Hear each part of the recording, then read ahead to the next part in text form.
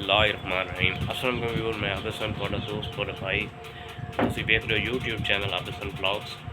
ਤੇ ਜਨਾਬ ਅੱਜ ਦੀ ਨਵੀਂ ਵੀਡੀਓ ਤੇ ਨਵਾਂ ਵਲੌਗ ਬੜਾ ਆਲਾ ਹੋਣ ਵਾਲਾ ਮਜ਼ੇਦਾਰ। ਤੇ ਜਨਾਬ तमाम व्यूअर ਨੂੰ खुशामदीद कहने अपने YouTube चैनल ਤੇ।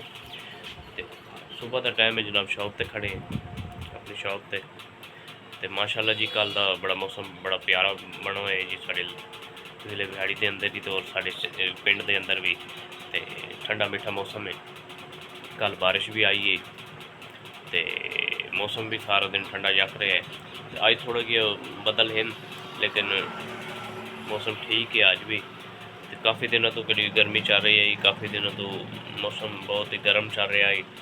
तो शुक्र अलहमदुलिल्लाह जी, अल्लाह का करम होया जी। जरा मौसम कड़ी गर्मी कमी आ गई है जी। तुहानू विखाने व्यू जरा ये वेखो जी, कड़क धुप आउंदी आई, कड़क धुप आउंदी आई। वेखो जी बदल खड़े बगैन वेखो जी, सुख सड़ गई आई, इतनी धुप तेज आई।